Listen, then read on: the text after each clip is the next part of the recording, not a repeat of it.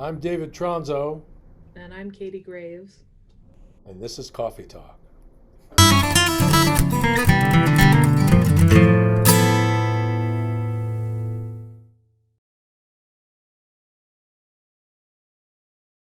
Welcome, everyone. We're glad to be here in a new year of Coffee Talk. My name is Kim Perlak. I'm the chair of the guitar department at Berklee College of Music. And we're here as usual with Cheryl Bailey, our assistant chair. Hey, Cheryl. Hey everybody, I don't have coffee, I have water, but gotta Coffee change. cheers.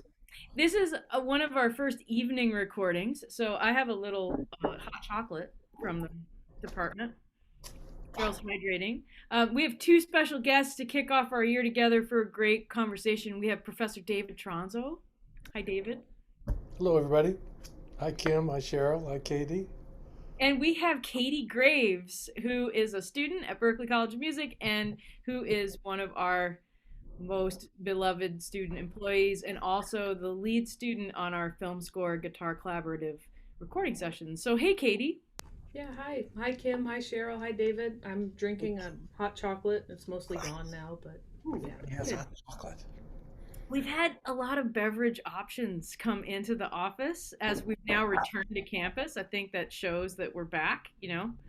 Um, and so, one of the things that we really wanted to talk about, and the reason why we got together as we came back from the new year, is what it really means to know your instrument, what it really means to be prepared, what it really means to go from like feeling like, okay, I'm a student in school to I'm a lifelong student and a colleague with my teachers and people who I'm playing with or listening to on records. What does that process look like? And what's been so cool is coming back from Christmas break, Katie, you have gone through this incredible transformation this semester, but also going back really to the last 4 months or so that you can see in real time where you took this trajectory through your practicing, the way you worked on your instrument, the way you prepared for things, and then you were in a professional situation that we helped procure that turned out to be way more challenging on all kinds of levels, especially personally. And then your skill set did what it was supposed to do, what you hope it does. It kicked right in and you just ascended.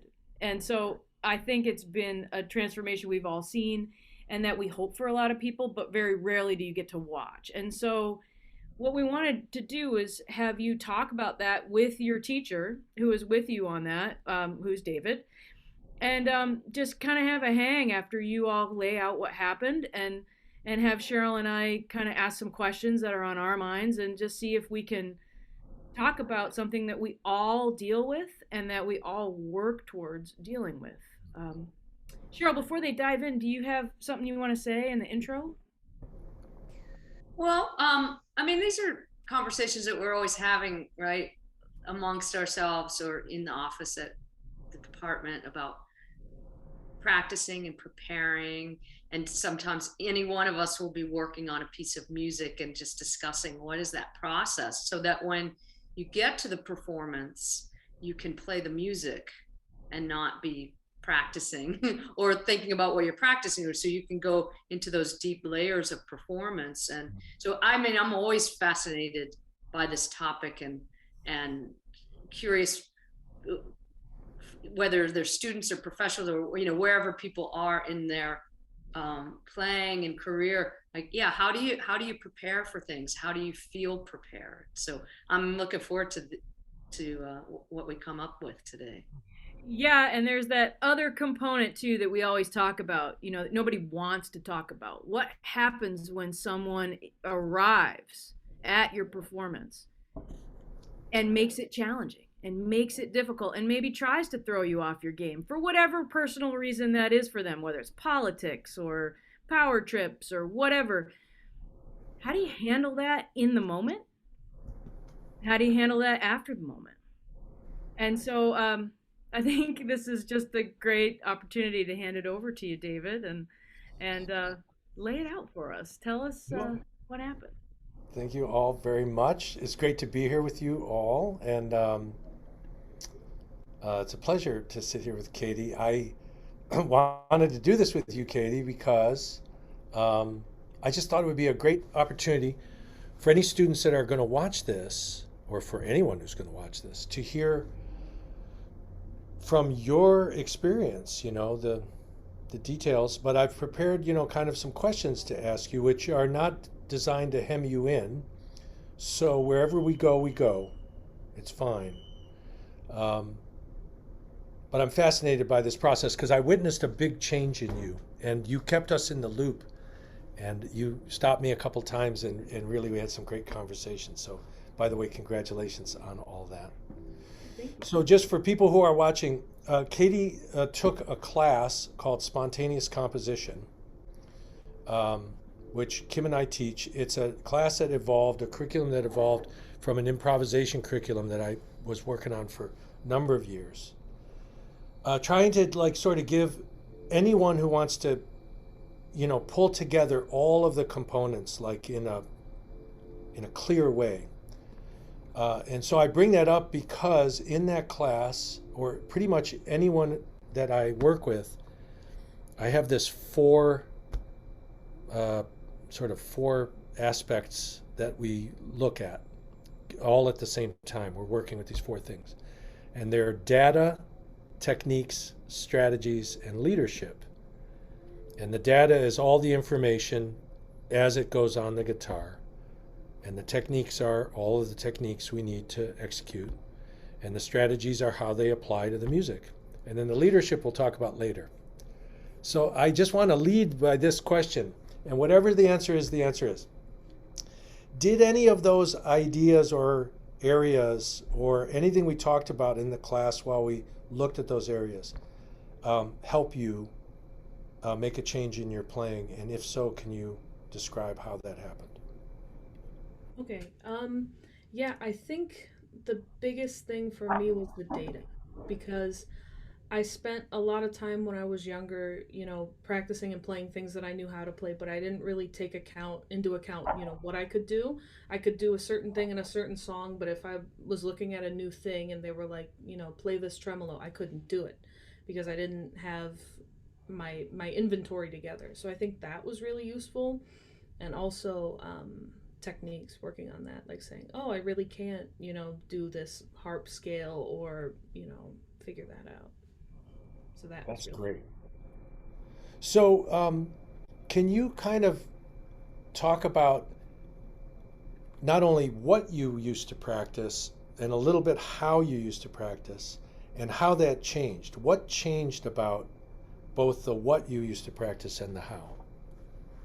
Yeah, so I, when I was younger, I used to just sit and play what I like to play, which is stuff I was good at, which is stuff I could, whip out and just be like, look at me, woo," and they'd be like, man, you're the best. And it's like, I am the best. And I spent a lot of time just doing, being the best in my own room. And then, I kind of got here and I was like, oh, there's a lot of, I don't know what I'm doing. And so now what's happened is a lot of it is taking into account, what I have, what I'm good at, and saying, okay, we're good at this. And, maybe if I've had a rough day of hitting my head against the wall, I can do the things I'm good at. But now a lot of it is, okay, what do I need to get better at? What's weaker? What is not proficient, and, making that proficient. And I keep a journal with me, and I write in it every day. There's some crazy stuff in here, but I go through about 4 or 5 a year. And I, anything I take, I'm taking effortless mastery right now with Kenny, and I'm just a lot of that stuff is about him. But when I was in spontaneous composition, there were like 4 or 5 pages, a day when we would go into class, where I'd just be like, try this, and yeah. And I'll put, now when I warm up, I do 10 minutes of a harp scale, and this week it's an A, and I do 10 minutes of dyads, because I do minor seconds, the half step, and I stretch really far, and I find if I can breathe, and I can stretch the rest of the day as a breeze. If I can do that first thing in the morning, the rest of the day, nothing can shake me, So that's kind of where I'm at. That's great. So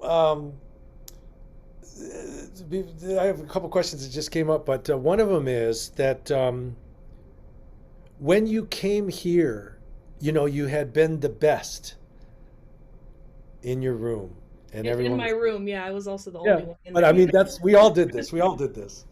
So when you came here and you got the shock, um, can you talk just a little bit about, you know, what, how that must have been challenging to process, but you converted it into a very positive, motivational uh, perspective rather than feeling bad.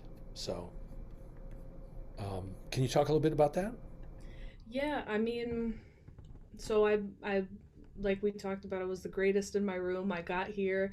I remember I met a couple people at like the first thing, and they're like, "Yeah, man, we're gonna have a jam session, man. We're gonna go meet me at this place." And I was like, "Okay." I put it in the maps because I didn't know where anything was, and I showed up, and I was like, "Cool, we're gonna do this." And I thought it was just gonna be like high school jazz band. You show up, nobody wants to take a solo, and so I sit there with my I'm noodling, and everyone's like, "Whoa, she's great," but it's just because I could make noise when asked to make noise.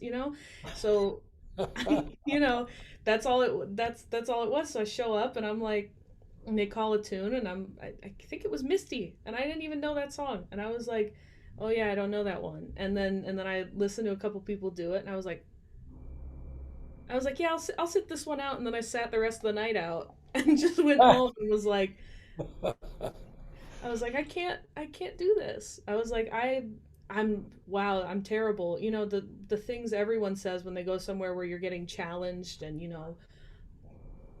when you have to step up.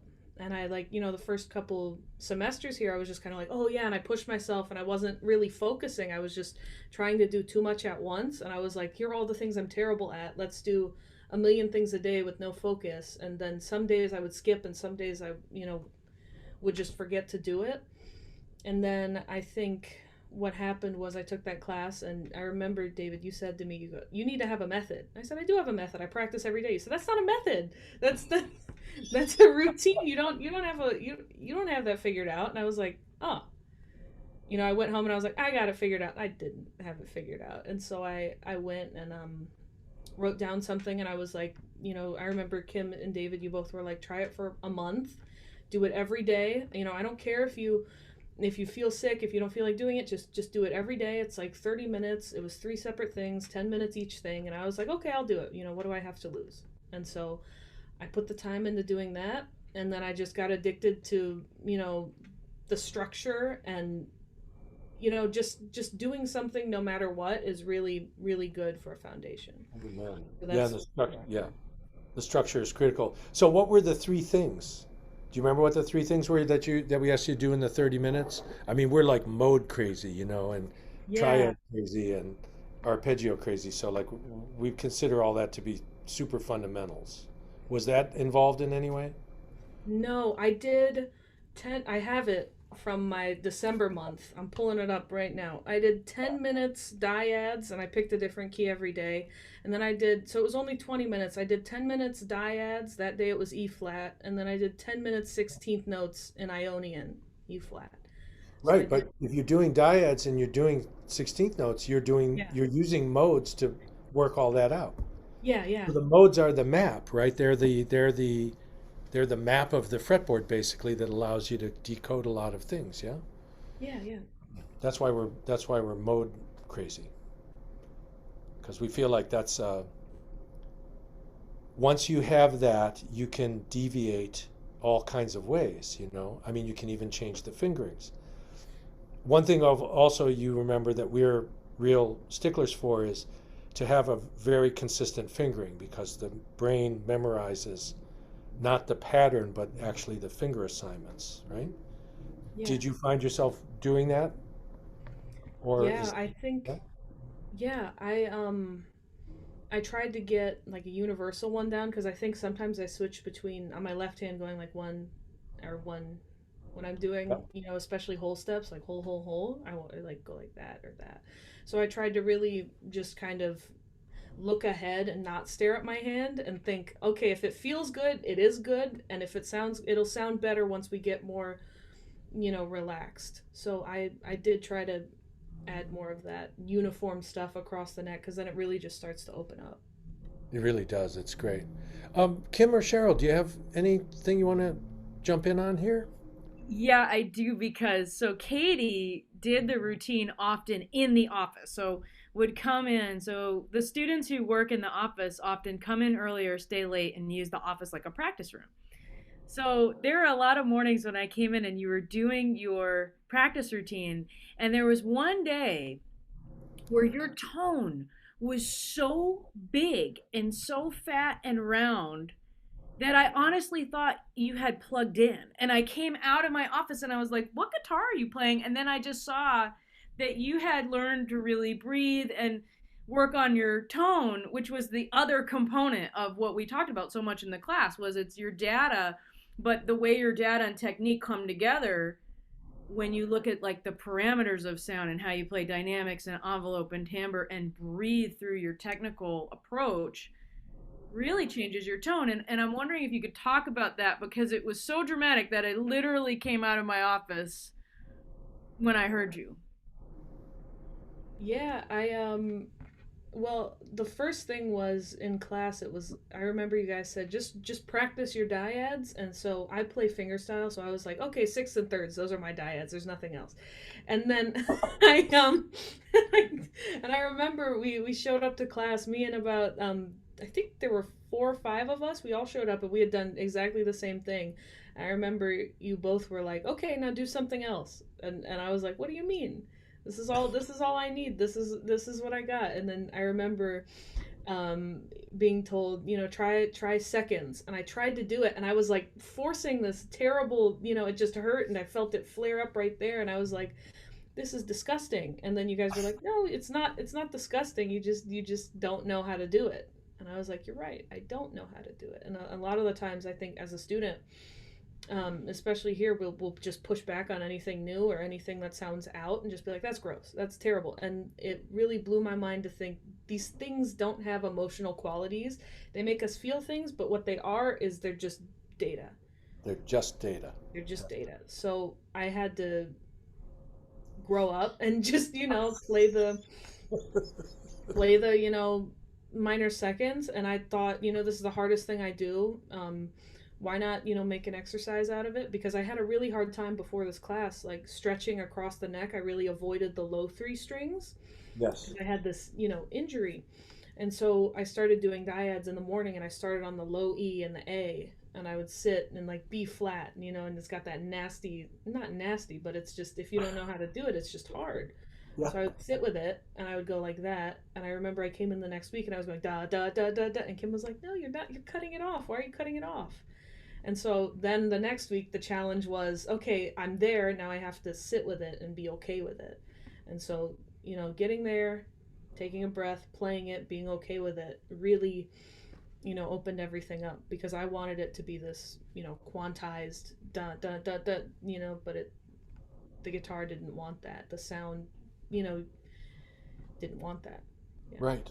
Well, it's an interesting thing. We talk about it all the time, in lessons and classes, which is that learning to hear how you actually sound, like a kind of a witness part of your consciousness is actually perceiving, like how you're actually playing, is a challenge to develop, because a lot of times I think the idea of how we sound that we're trying to sound in our minds overrides what we're actually doing.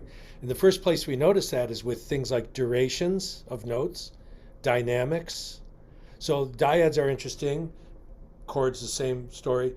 If you play the voices all evenly dynamically, the dyad is heard properly, or the chord is heard properly. If the voices aren't dynamically equal, you're actually kind of corrupting the information. And I watch some people play 4-note chord voicings, but they're only actually sounding 2 of the notes. And so therefore, it's not the whatever chord that they think it is. But this is an interesting thing. So you persevered through both discomfort physically and some psychological discomfort. Can you talk a little bit about the intersection of those things and what you did? Did breathing, I'm just going to throw in a little parentheses, did breathing and relaxation come in there anywhere? to help? Not intentionally. I think if you go in and you're like, I'm gonna breathe and relax, you just come out more tense and freaked out than like, because I always tried to do that after I got injured. I was like, we're gonna breathe, we're gonna be at one with the universe, and I just came out worse, like this, just terrible. That doesn't work for me. But yeah, unintentionally, like sitting with it and just playing and just letting it, because the guitar sits right next to your heart, not to but it does, and you feel it everywhere because Yeah. it's connected to your whole body, so you're playing Right. it, and it's like Vibrates just right through. actually, yeah, just actually letting it like fill the space is something that I never did because it's not cool to just let it fill the space. It doesn't, it is, but it's not, when I was younger, it was all about that crazy, no thoughts stuff. Yeah, right, which is not really so feasible, yes? No thoughts. Kim? I wanted to say that I just thought of this as you were talking, that so many people think of the things that we do that are expressive with your tone as like it just comes from the universe or whatever, but and not that it comes through your hands, right? And through your intention and through your technique. And I think what you've seen is your whole sound opened up and everything you do expressively, like would you agree with that? Like your dynamic range is bigger, your color palette is bigger, the way you craft your notes choices that makes you sound expressive. Can you talk about finding the technical component and the physical component in that expressive things? Yeah, I'm finding the technical component. Hmm, I'm kind of stumped because the thing is, I didn't think when I was doing it, I told myself we're not going to expect anything out of it because I found when I expect something out of a practice or a technique, I just sabotage myself because I'm like, man, it'll be a week later, and I'm like, why can't I do this? Why can't I sound like this person? So, I mean, it was almost like accidental because just doing that, you really start to realize I don't need to press that hard. I just need to breathe.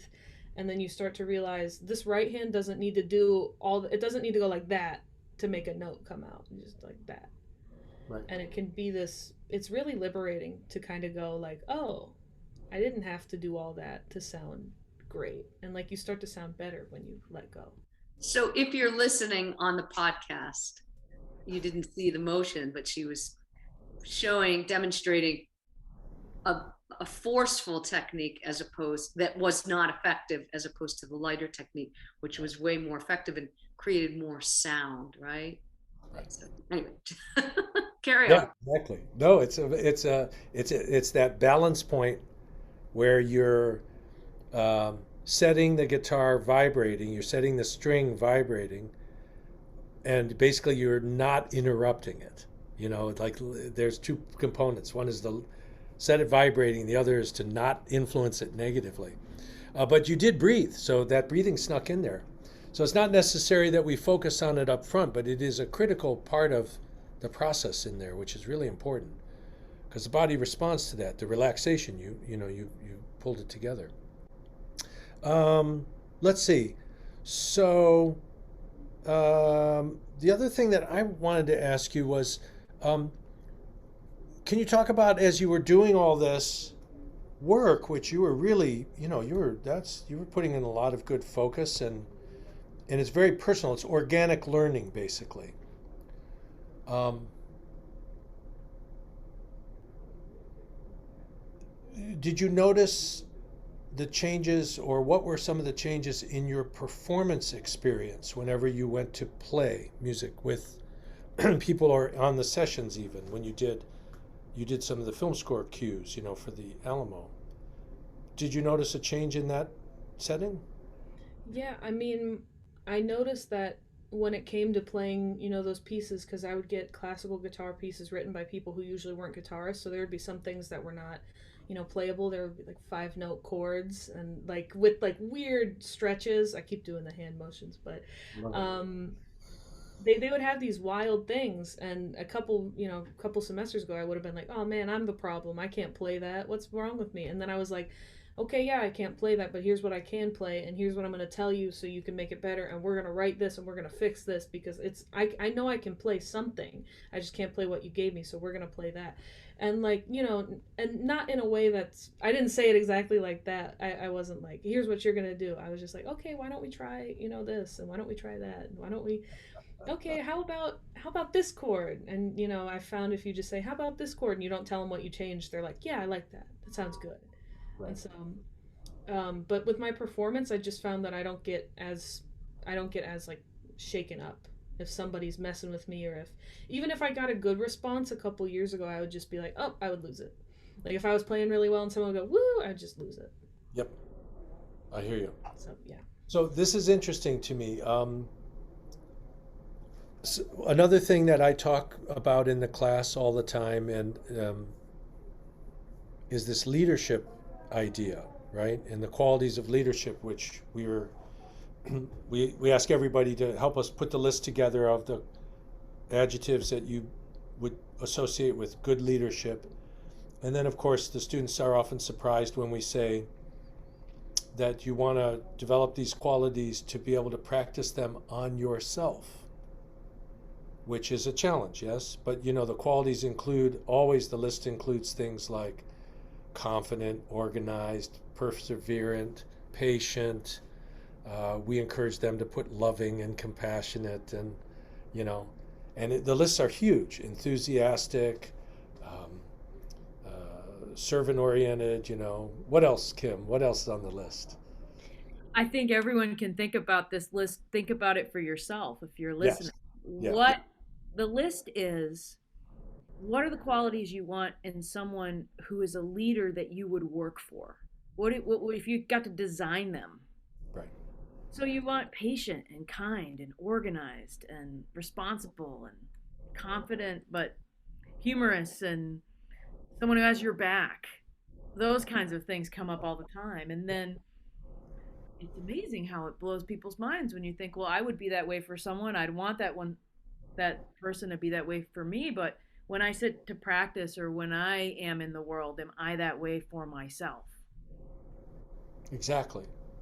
Exactly. And the list can be, you know, constantly amended, but it's a fascinating thing. Like, it sounds to me, and you can tell me about this, Katie, that you are practicing a lot of things that we wrote up on that list. Every class writes up a list. There's an enormous amount of similar things on the lists. Did you find that you were, even as you look back, you might not have been aware of it, but did you find that that was a helpful idea? Yeah, I think it is, because you really have to take assessment of how you treat yourself when you practice, because Absolutely.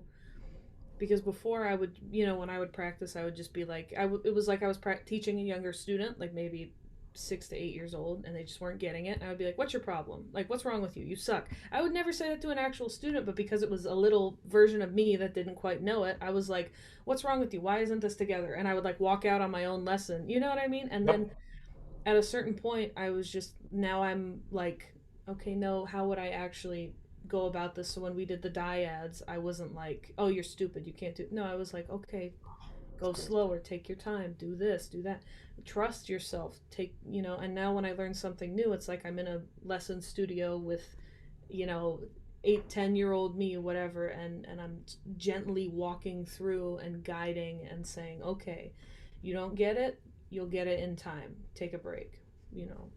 Absolutely. We call it becoming a steward of your own learning, you know, of yourself.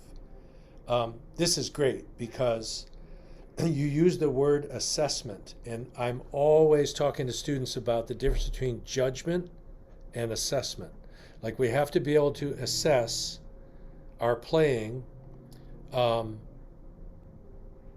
basically non-personally, you know, even though it's our playing, right? We have to assess, which means like really take a look at, you know, what's working, what's not, why is something not functioning, what exercise do I have to develop to get that better, and then leave the judgment out. That the judgment and the assessment are not the same.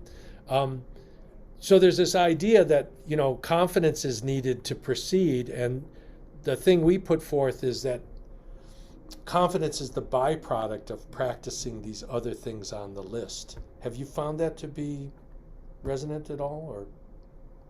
I think when you look at yourself and you're kind, and you hear you're playing and you're kind, and you can laugh about it. If it doesn't go well, you're not like, I'm worthless, I'll quit, I'm gonna go take up something else.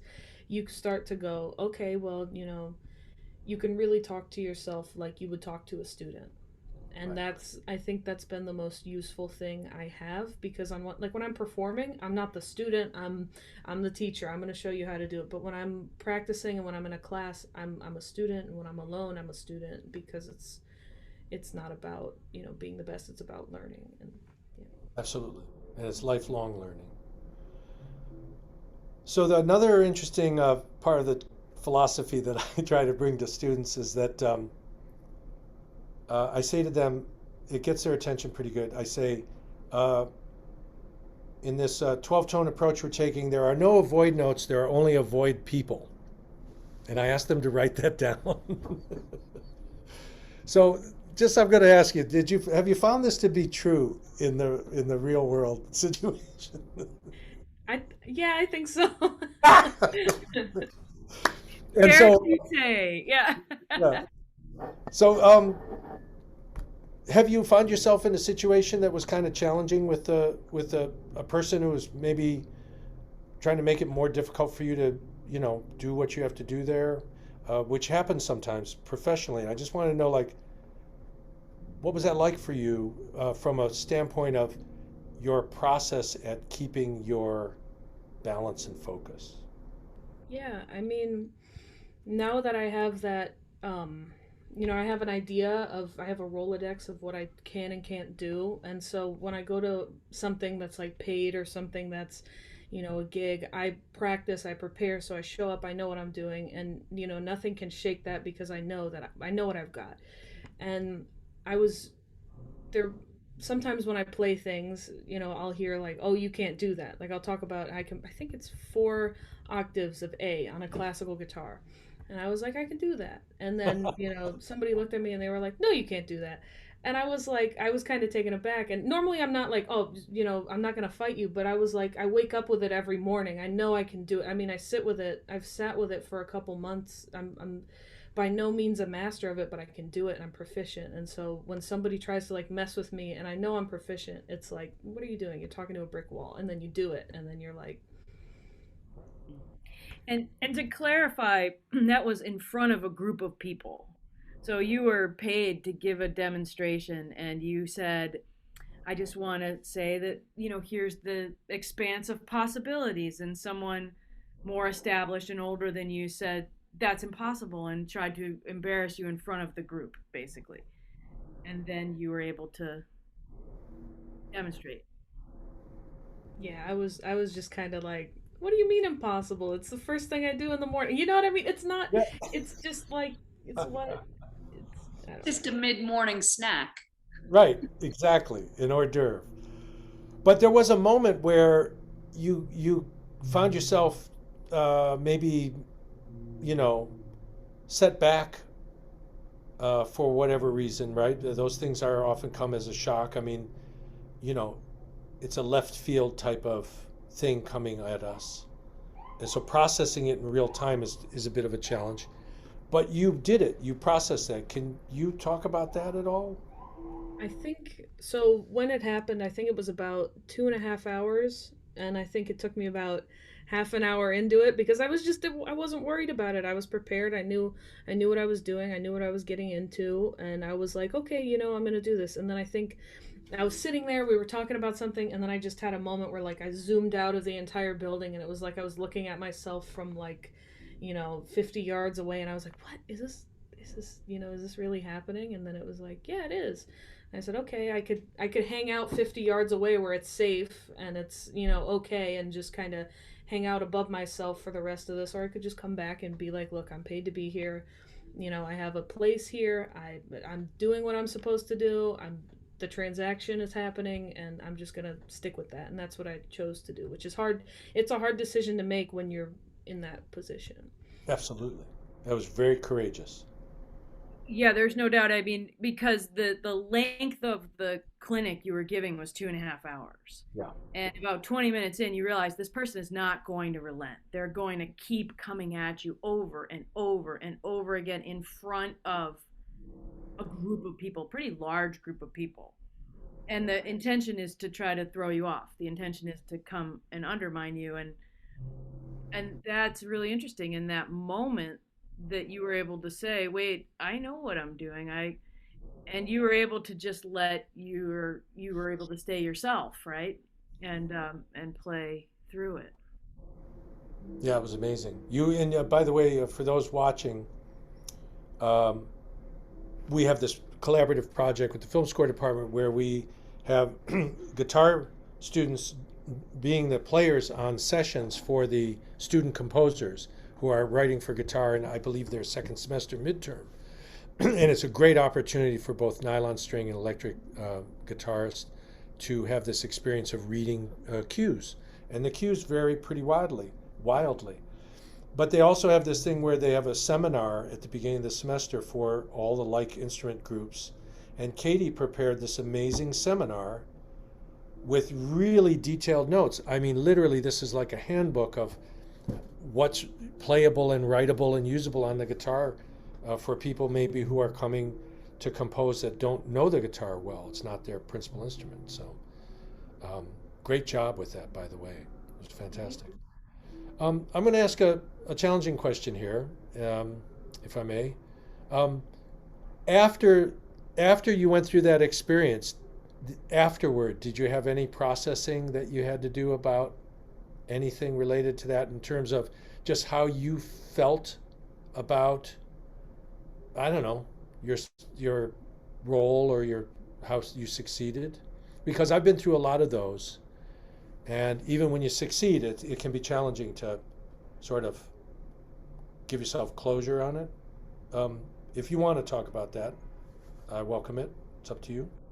Yeah, I don't think I processed it until the next day. I think I came out. I had work, so I came to the guitar department and I was like, "Yeah, man, this thing was a little weird. I mean, I don't know. I think I'm just exaggerating." But and then I remember I talked to Kim and I talked to Kara, who I also work with, who's really great, and they were both like, "That's terrible." And I was like, "No, we were just hanging out. We were doing this, stuff." And I told more stories, and they were like, "No, you weren't hanging out." And I was like, "Oh." And I think it took me, it took me a few days just to be like, oh, okay, because it's not like it was this terrible, catastrophic event, but you do think that didn't actually happen, but then you go, oh, okay, yeah. The great thing about the story is that whether situations go well or they're bumpy, it's our skills that actually give us the ability to be there in the situation and apply. It's I'm always saying this to students that it's not creative ideas and inspiration that basically get you through everything. It's your skills, and if your skills are really solid and reliable, you can go into every situation and adapt. And you proved it. It was really just tremendous. Um, Anybody else have any thoughts about or comments or questions for Katie? Well, I was thinking about, to go back a little bit, when Katie was talking about, this process of practicing, and then she was criticizing herself and then saying like, well, I wouldn't even say that to a student, I wouldn't even say that to any, but you say those things to yourself. And also, Tronzo, I often hear you say, music theory, it's not a theory. Right? These are quantifiable facts. And I think the thing Katie was talking about there is when she started to realize it wasn't how she felt about it, was when she made the breakthrough and said, hey, these are things that I need to work on. So the ego is taken out of, there's no ego involved in that.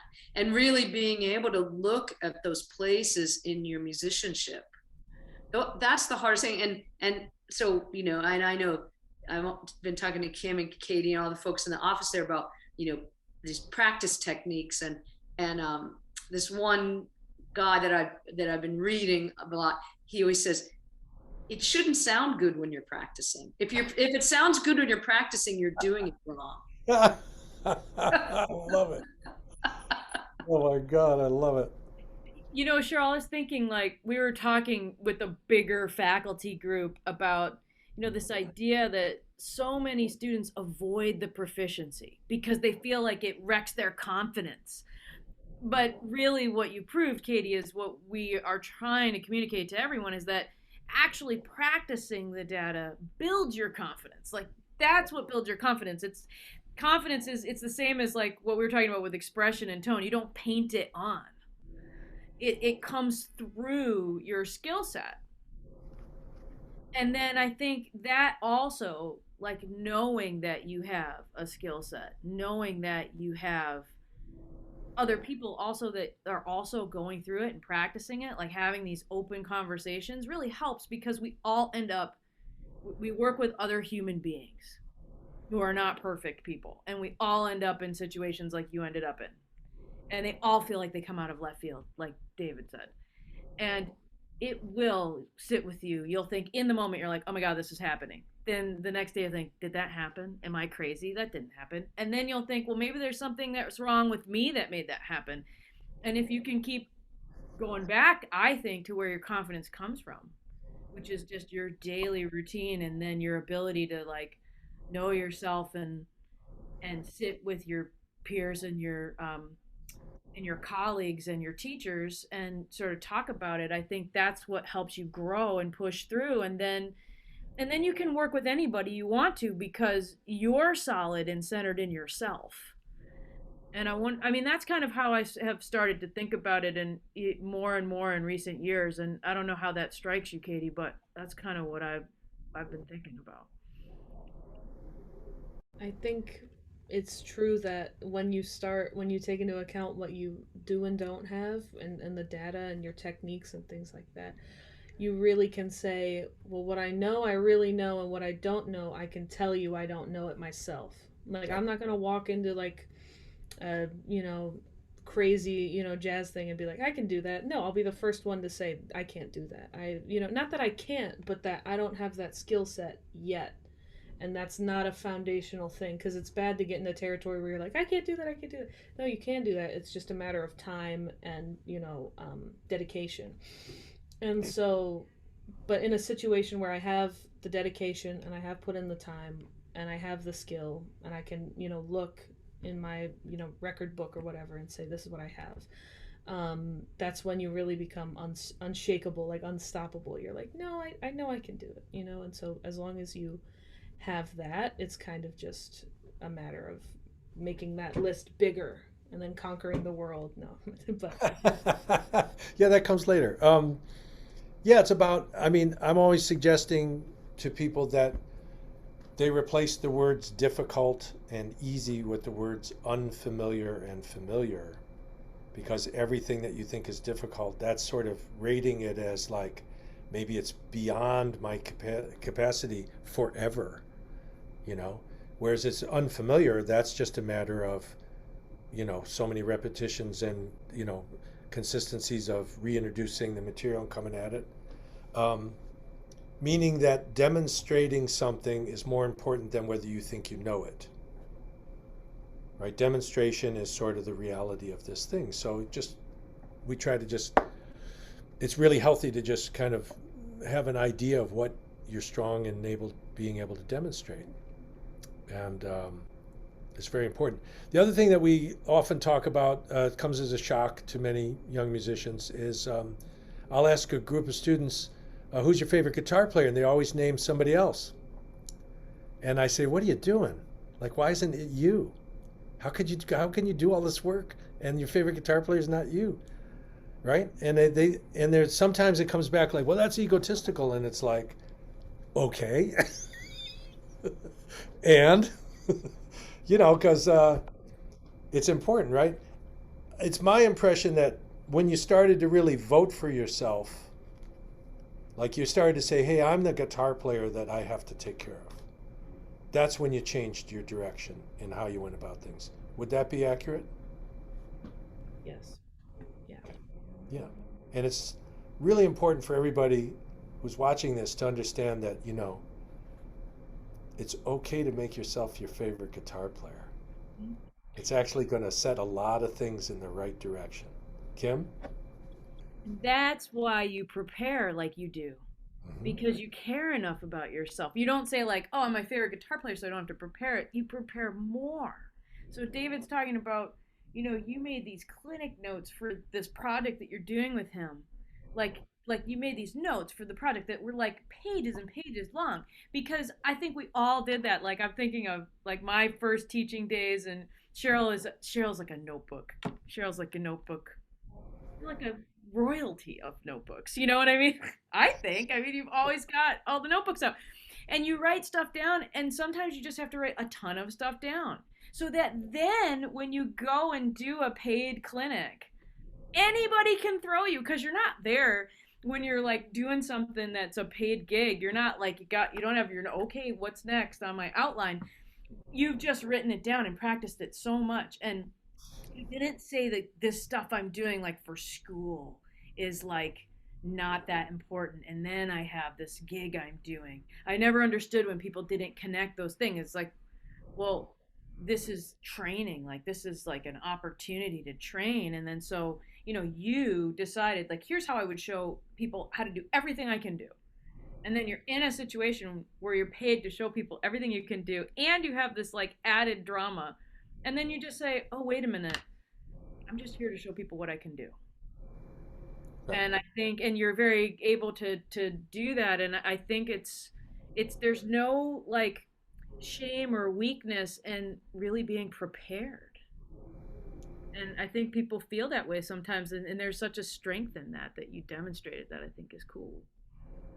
Thank you. And I always like to say that it was a shock to me to find this out, that in the U.S. government, even the president gets to cast a vote for themselves. I always thought that was kind of weird, but so all you guitar players out there, why don't you cast a vote for yourself? You know what I mean? Katie, what would you say to an entering Berklee student who, is looking at this, has that sudden realization like, wow, there's a lot I don't know about this instrument and things? What would you say to them? I would say, well, what do you know? Obviously, you know something. You're here, you got here, so you do know stuff. You might not know all that crazy stuff yet, but like I said, it's a matter of time and dedication. And obviously, if you know some stuff, you put in the time, you are dedicated. It's just a matter of how far are you willing to go, and that's completely 100% up to you. And if you listen to your body and the guitar, you should be fine. That's excellent. And the what we do here at Berklee is we solve the problem for the students of the what is it, the vessel to do that work in, is represented by the proficiency material. And I recommend to students that they take at least 1 hour and 15 minutes a day and divide the categories of the proficiency material that is on the laundry list for their level into 10 or 15-minute installments. Not everything needs the same amount of time, so categories that are more challenging, you give it a little more time. But no category is getting more than 20 minutes a day. And then you just do this every day. And you change the keys. If somebody's really very familiar with some material and they want to move faster, they can change the key every day. And if not less familiar, you can change the key every week or whatever, But the what and somewhat the how has already been worked out. I'm sure this would be agreed to by my colleagues here on this coffee talk, that proficiency material represents the system in total that we use to play this instrument, regardless of style. Not necessarily everything is used in every situation, but there is no other system. There's variations of that system, but that is the system. That data is the data. So I don't really have anything else to ask you, Katie, so I'm going to sit back for a moment. I want to ask each one of you the same question. What advice do you have for people who have gone through difficult moments professionally? Like, how do you move on from that and not dwell on things? Whether you felt like you handled it great or you didn't, we've all gone through it. It happens to every single person, and nobody wants to talk about it. But if you had some advice, maybe Katie, why don't you start? What's some advice maybe for yourself or for all of us who go through that? That's a good question. Would you like to punt it to someone else and then come back? Yeah, I'd like to punt it to whoever would like to receive it. Cheryl, you're up. I don't know, that's so hard. I mean, whew, that's a hard one. I mean, I think Katie said it, you have to be kind to yourself in the end. And, or sometimes maybe if it's something I feel bad about a performance, we'll put it that way. Maybe I don't feel like, I often see, it's already out floating past Pluto right now, like in the light waves, whatever that moment was, it's already out in the universe and it's going away from me. So so here's a new day. What did I learn from that? Maybe it was some situation where I wasn't prepared, or I was a little overconfident, or could it be any of these things. So if I can put my finger on that and say, okay, note to self, it's a new day. So I don't know, for me, maybe that's how I try to work on it. It's just see it as it's moving on and take my lessons and keep moving. Yeah, that sounds great. It is hard for me to be so concise about this because I've had a lot of experiences of different types, favorable and not favorable. But what I will say is this: the unfavorable ones were extra musical, meaning that music was used as the conflict, device or something, But really what was happening was I was being, somebody was trying to manipulate me or put me in a compromising position, or, it could be about money, or it could be a power trip. There was a leader, a very famous band leader I was working for, very well, who one day decided to haze me, like an initiatory hazing. And it was very, he was really going, it was like a nature program moment. And I'm not going to tell the story, but I'll just say this. I worked out a long time ago an idea of what will allow me to go to sleep at night feeling like my integrity is intact. And what that picture can include walking away from a situation and telling somebody like, nope, sorry, Chief, you don't get to do that. You don't get to say that. And they go, you're fired. And you go, thanks. I was going to leave anyways. You know what I mean? Because some of those are untenable. Sometimes to stand up for yourself, you don't get to slay the dragon. Like you slayed the dragon, Katie, the other day, and sometimes you don't get to do that. But I would go home, and as much as it pained me to lose the gig, and the money and the experience that would come with that, and the wonderful things, I didn't sit there and go, oh yeah, I screwed this up. I went to bed and slept like a baby. And I also got up the next day and I didn't hate this person. As a matter of fact, years later, we used to cross paths and I was fine with it. So all I'm saying is, it's really important to have an idea of what are you not going to give up? Because if you know yourself well enough to know that, then you can measure everything that's coming at you from a healthy place, I think. So that's what I would say.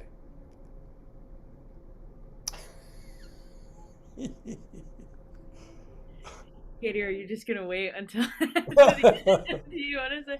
Um, I'll go. I think that sometimes it helps too that you just have to remember everybody's a person, and we have no idea what someone else is going through, and I think holding on to a negative moment, it could be a good growth thing for you.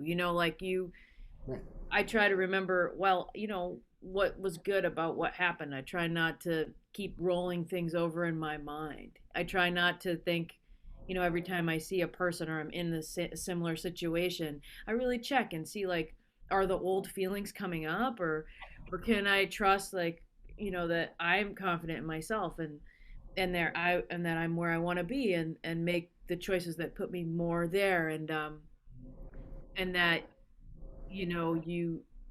you can decide. Like, I had a great a person I worked for years. He used to tell me all the time, what you do only has to be about who you are. You don't have to just radiate reaction to everybody. You can deal with the situation, and then um, you know I think what you were saying about being kind to yourself, and when that comes up, the insecurity that might come up because of it, you can kind of check and see where that comes from. And like Cheryl said, just kind of like give yourself a little space with it. Um, and if it comes up, you can't beat yourself up because it came up. These things might pop back up, and it might be weird, and then you just sort of let yourself breathe through it, and remind yourself, where you're centered in yourself. It's a hard question. That's why I asked it, because I was looking for advice from you all. I think it's really important to differentiate also between what is maybe, a disagreement, a difference of opinion. Um, I worked with artists who wanted things in their music I could not provide, but I was there, and they changed their idea of what they wanted, and they said, "Well, you got to do this," and I'm sorry, I don't do that. I can't do that for you. Okay, I've got to get somebody else. It's okay. You got to get somebody else. That's a different thing. That's just a professional reality that happens sometimes. The thing I get really concerned about with working with the young musicians as we're trying to train them is if you're in a situation that's unsafe, you have the right to shut that situation down. And if the only power you have in that situation is to leave, you're out of there. And don't even give it two thoughts. Because there are, on occasion, very unsafe situations people can put you in. That's a really good point. I'm glad you said that. That's a big difference between having a artistic change of, disagreement, not even like an argument, just a difference of opinion, um, and being in an unsafe situation is very different. And that unsafe situation can even not be directed directly at you, but can be impacting you. So please, as you all go out into the world, keep in mind, like, you can step away from that. Don't stay. That's my advice. Okay? And I think what you're saying, and what, in your particular situation recently, what happened is you read it down, and you trusted your instincts. And you said, okay, I'm safe to stay here if I do this, and I'm going to do this, and this is what's going to get me through this. And it was really successful. And so I think instincts are important, and I think we all second guess ourselves, right? And there's a lot going on. It's musical and non-musical all the time, so that's what makes it really hard. Really Yes. hard. So what are your thoughts, Katie, now that you've heard us all talk about how impossible the question is to answer? Like, now you're up. Well, I was thinking maybe I'll slip into the student role for this question, but I guess when I don't do something as well as I would have liked to, or anything like that, I kind of treat it the same way, where I'm going into a private lesson studio and I'm it's me, but it's the me I, would like to sound like, and the me I would like to be, this, badass, like super great guitarist. And I go into the room with that person as the dejected person who's like, man, I suck. I go in and I talk to them and I'm like, this is terrible. I did a terrible job. And then they're like, well, you didn't do a terrible job. The thing is, you didn't prepare, or, maybe you got in your head too much. Here's what you can do. And, just being able to guide yourself and just give yourself a break, and just like your student, like you're your own student. That's how I try to look at it. Absolutely. That's great. That's actually great advice, especially after you have a bad experience, where you're being thrown. If you can just go back and become a student of yourself again and just renew yourself there, I think that's good. Do you think, before we end, you could talk a little bit about, I think we've noticed something, that there's a growing confidence in you. And I mean, of course, we're all students, right? We'll always be students, no matter our age. And but I think you've transitioned into sort of being our colleague in a different way, through this whole experience, right? This whole 4 months, the entire thing from beginning to end. And do you feel that? Do you feel different? Do you feel more confident? Do you feel like it's tangible?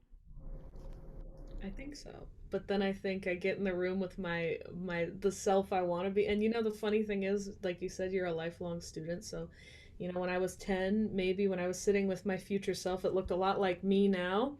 But now that I'm about to be 21 and I'm sitting with my future self, it looks way, way beyond, way awesome. Like, way awesome. Yeah.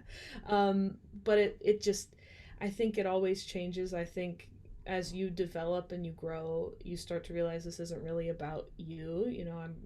I'm realizing you're just the vessel for the things and it takes a lot of responsibility off your shoulder, because you don't have to be this. I don't know.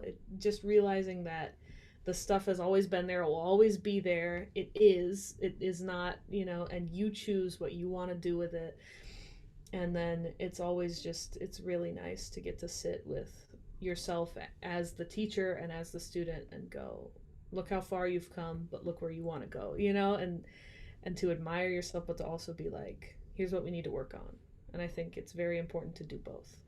Okay, so I think Katie actually answered the question way better than all of us, in the sense that I think when you come back to what you're doing in this 4 months and in this situation, you served the music, you served the situation, and then you took care of yourself.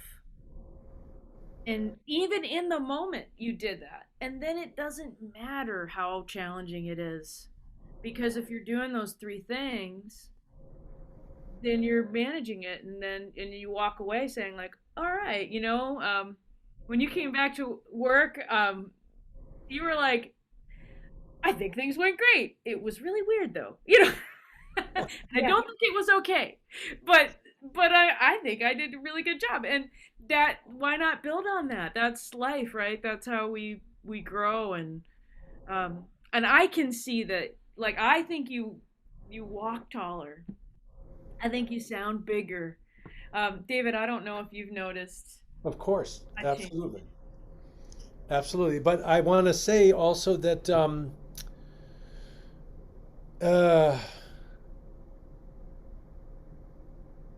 two things. One is that we all have our insecurities still, right? And those are with us too. So one of the devil's bargains with confidence is you go, well, can I really have this confidence? I still have these insecurities.